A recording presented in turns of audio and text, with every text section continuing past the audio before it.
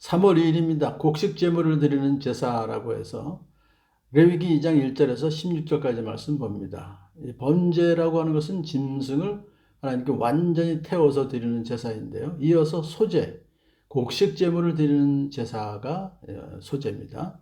거기엔 방법이 세 가지가 있는데 익히지 않고 드리는 방법, 익혀서 드리는 방법, 그 다음에 볶거나 찌은 것을 드리는 방법. 첫 번째로는 이렇게 하나님께서 말씀하시죠. 나 주에게 곡식 제물을 바치는 사람은 고운 밀가루를 제물로 바치는데 거기에 기름을 붓고 향을 얹어서 바쳐야 한다. 이제 번제를 드린 후에 소제가 뒤따르는 것이 보통인데요. 하나님께서 이 번제를 통해서 그 죄인의 죄를 용서해 주시죠. 그러면 그것을 이제 확신하면서 소제를 드려서 하나님께 감사하며 헌신할 것을 다짐하는 의미가 담겨져 있습니다. 그러므로 법에 대한 순종과 기꺼워하는 마음을 표현하는 것이 곧 소제다. 그렇게 이해하고 있습니다. 자, 제물을 이제 준비해서 가지고 오면 제사장은 밀가루 전체를 드리는 것이 아니라 가지고 온 밀가루 전체를 드리는 것이 아니라 거기서 한 줌을 걷고 향은 다 드려요. 향은 다 거두어서 제단 위에 올려놓고 불살라 버려요. 그렇게 하면은 그 제물을 모두 바치는 정성의 표시가 되며 제물을 불에 태워서 그 향기로 주님을 기쁘게 하는 살라 바치는 화제가 된다. 그런 뜻입니다. 번제는 짐승을 태워서 그 향기로 주님을 기쁘시게 했지만 소제는 밀가루를 태워서 주님을 기쁘시게 하는 거예요. 그래서 이 향기의 의미는 원어로 평안함, 안식의 의미를 가지고 있습니다. 그래서 제물이 하나님께 올라가서 받아들여짐으로써 바치는 자의 죄를 용서함 받은 그 감사를 갖게 되면서 그 다음에 안정되고 평화로운 상태에 이르게 된다는 것이죠. 자, 이미 곡식 제물 가운데서 살라 바치고 남은 것은 제사장들의 몫이 됩니다. 제사장들은 그것을 회막들에서 먹었어요. 그러니까 제사장들이 기쁘게 계속해서 봉사할 수 있게 하는 그런 의미가 담겨져 있습니다. 두 번째 방법은 익히는 방법이죠. 반죽해서 구워서 과자를 만드는데 누룩을 넣지 않고 기름만 발라서 이렇게 과자를 만듭니다. 이 향은 넣지 않습니다. 그것은 향이 비싸기 때문에 그렇죠. 이렇게 해서 곡식 제물이 준비되면 그것을 제사장에게 갖다 줍니다. 그러면 제사장 그것을 받아서 제단에 가져가고 그 곡식 제물에서 정성의 표시로 조금 떼어서 그것을 제단 위에 올려놓고 불살라는 거예요. 그러면 그것이 모든 제물을 다 바쳤다는 표시로 그것을 삼는 것입니다. 역시 이것도 곡식 제물 가운데서 살라 바치는 남은 것은 아론과 그 아들 제사장들의 몫이 되는 겁니다. 이렇게 해서 제사장들이 그들의 생계를 염려하지 않고 회막에서 즐겁게 봉사할 수 있게 하신 방법이죠. 신약 시대의 사도 바울은 이런 규례를 근거로 해서 신약의 선교사들, 목회자들을 마땅히 부양받을 만한 자격이 있다라고 가르치죠. 고린도전서 9장 13절 14절에 성전에서 일하는 사람은 성전에서 나는 것을 먹고 제단을 맡아보는 사람은 제단 제물을 나누어 가진다는 것을 여러분은 알지 못합니까? 이미 구약에 다 기록이 되어 있다는 거예요. 이와 같이 주님께서도 복음을 전하는 사람들에게는 복음을 전하는 일로 살아가라고 지시하셨습니다.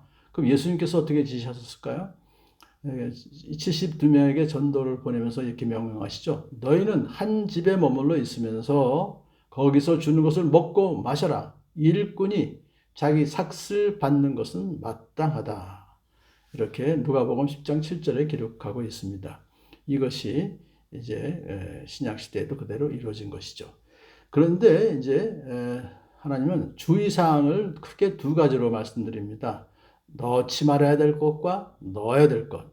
첫 번째로 곡식 제물에는 누룩과 꿀을 넣지 말아야 된다. 그래요. 주님께 살라 바치는 제사에서 누룩이나 꿀을 불살라서는 안 된다 이겁니다. 왜냐하면 누룩이나 꿀은 모두 발효성을 가진 식품으로서 이 발효작용을 한다는 것은 곡물을 부패시키고 파괴하는 작용을 상징하죠. 그래서 거룩하신 하나님께 바쳐주는 거룩한 예물로 그러한 누룩과 꿀이 결코 용납될 수 없다는 것입니다.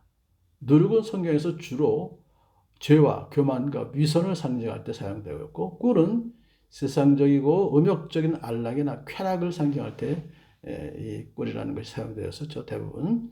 그래서 그것을 넣지 말아라. 그런데 이제 첫 열매, 세 번째 방법인 첫 열매를 예물로 삼아서 드릴 때에는 누룩과 꿀을 가져와도 된다. 맨 먼저 거둔 곡식을 제물로 바칠 때에는 그렇다. 왜냐하면 그 누룩과 꿀을 불살라 버리지 않기 때문에 그래요. 그냥 하나님께 요제로 보여주고서는 제사장들의 몫으로 되기 때문에 그렇습니다. 자, 그러면 이렇게 누룩과 그 다음에 꿀을 불살르면 안 된다는 것은 뭐냐면 부패와 죄악의 상징물인 그 누룩과 꿀은 하나님 앞에 향기로운 냄새가 될 수 없기 때문에 그렇죠. 그런 향기는 하나님께서 기쁘게 받으실 수가 없습니다. 자, 이제 그 다음에 넣어야 될 것을 말하죠. 소금을 꼭 넣으라고 말합니다. 내가 바치는 모든 곡식 제물에는 소금을 넣도록 하여라. 곡식 제물에는 내 하나님과 언약을 세울 때 넣는 그 소금을 빼놓지 말아라. 그러니까 소금을 꼭 집어넣으라고 하는 것은 언약을 세울 때 넣는 그 소금이다. 그런 뜻입니다. 그래서 이 소금은 언약을 상징하는 것으로서 소금 언약이라고 이렇게 의하는데, 이것은 너와 너의 자손을 위하여 주 앞에서 대대로 지켜야 하는 소금 언약이다. 그랬어요. 왜냐하면 소금은 부패를 방지하고 맛을 내게 할 뿐만 아니라 그 맛을 지속시키는 데 절대 필요한 필수품이죠. 따라서 이 소금은 고대로부터 계약을 체결할 때 당사자들끼리 서로 소금을 먹어요. 그래서 그 계약이 영원히 지켜질 것을 표시했던 불변성의 상징물이었죠. 그런 의미에서 하나님께서 모든 소재물에 소금을 넣으라고 명령하신 것이죠. 하나님께서는 당신의 백성과 맺은 언약을 진실되고 결코 변하지 않을 것이라는 사실을 나타내기 위해서 그렇게 하신 것입니다. 자, 그래서 백성들은 이제 그것을 믿고, 언약을 믿고 감사와 기쁨 중에서 살아갈 수가 있게 되는 것이죠. 자, 이제 세 번째 방법, 맨 먼저 거둔 것은 곡식 제물로 바치는데, 그때는 햇곡식을 불에 볶거나 찌은 것으로 바쳐야 한다. 그 위에 기름과 향을 놓아라 그랬어요. 이것은 하나님께서 모든 소유가 하나님의 것이고 하나님의 작품이라는 것을 인정하는 의미로 첫 햇곡식을 하나님께 드리는 그런 제도죠. 그런데 볶거나 찌은 것은 가루가 아니라 곡식 알맹이 자체입니다. 그래서 제사장은 곡식과 기름에서 조금 갈라내어 향 전부와 함께 불살라서 하나님께 올려드렸습니다. 이렇게 세 가지 방법으로 이제 곡식 제물을 바치는 제사를 이렇게 드리는데, 이 소재는 하나님께 대한 우리 인간의 헌신을 상징하는 것이고 감사를 의미하는 것이죠. 그래서 우리는 신약 시대에 우리 크리스천들에겐 이런 말씀으로 사도 바울이 얘기했습니다. 여러분의 몸을 하나님께서 기뻐하시는 거룩한 산제물로 드리십시오. 이것은 여러분이 드릴 합당한 예배입니다. 그럼 우리는 헌신하고 또 순종하는, 여러분은 이 시대의 풍조를 본받지 말고 마음을 새롭게 함으로 변화를 받아서 하나님의 법에 순종하며 살아가십시오라는 말씀을 붙잡고 오늘도 살아가는 저와 여러분들을 축복합니다.